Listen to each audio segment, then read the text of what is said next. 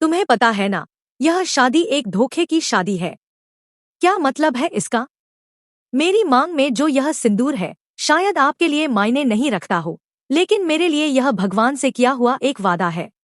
अब हमारे बीच सिर्फ दोस्ती का रिश्ता नहीं, बल्कि पति पत्नी का बंधन है। समीर ने सभी के सामने रिमझिम को अपनी पत्नी और रानी के रूप में स्वीकार कर लिया। यह पल रिमझिम के लिए बेहद भावुक था। उसकी आंखें आंसुओं से भर जाती हैं, क्योंकि एक तरफ मोहिनी समीर के सामने यह साबित करने की कोशिश कर रही होती है कि रिमझिम इस रिश्ते को जबरदस्ती निभा रही है, वहीं उसकी चाल उसी पर उल्टी पड़ जाती है।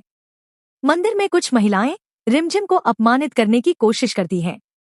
वे कहती हैं कि बिना शादी के वह मंदिर में पूजा कैसे कर सकती है।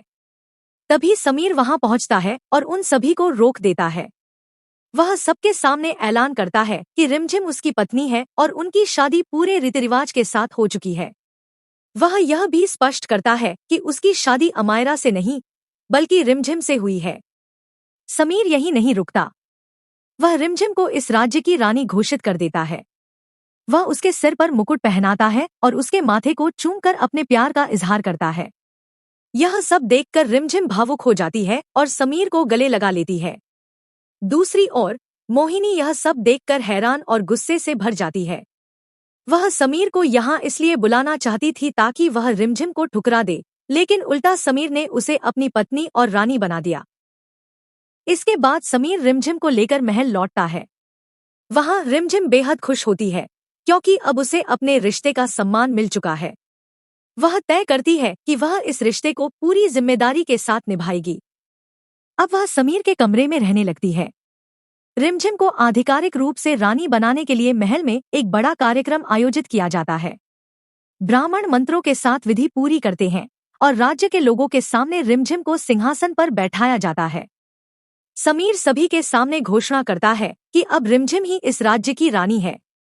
इसके साथ ही समीर और रिमझिम के रिश्ते की एक नई शुरुआत होती है। रिमझिम को यह सब किसी सपने जैसा लगता है, लेकिन समीर उसे समझाता है कि यह हकीकत है और अब उसे अपनी जिम्मेदारियों को समझना होगा।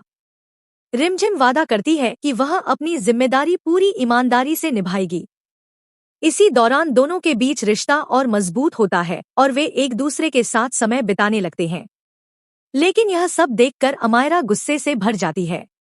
वह खिड़की से यह सब देखती है और अंदर ही अंदर बदला लेने का फैसला करती है। अमायरा सोचती है कि सही समय आने पर वह रिमझिम को समीर से हमेशा के लिए अलग कर देगी और खुद इस महल की रानी बनेगी। इसी योजना के तहत वह एक नई चाल चलती है। वह एक नकली बाबा को लेकर आती है, जो सबके सामने यह दावा करता है कि अगर रिमझिम रानी बनी रही तो समीर की जान को खतरा होगा। यह सुनकर सभी लोग हैरान रह जाते हैं। मोहिनी को भी चिंता होने लगती है। धीरे धीरे सभी लोग रिमझिम के खिलाफ होने लगते हैं और उसे रानी का पद छोड़ने के लिए कहते हैं, क्योंकि वे समीर की जान को खतरे में नहीं डालना चाहते। अब सवाल यह है कि क्या समीर इस सच्चाई का पता लगा पाएगा या फिर वह भी इन बातों में आकर रिमझिम को रानी के पद से हटा देगा। आगे की कहानी में यह देखना दिलचस्प होगा कि सच सामने आता है या नहीं और समीर क्या फैसला लेता है।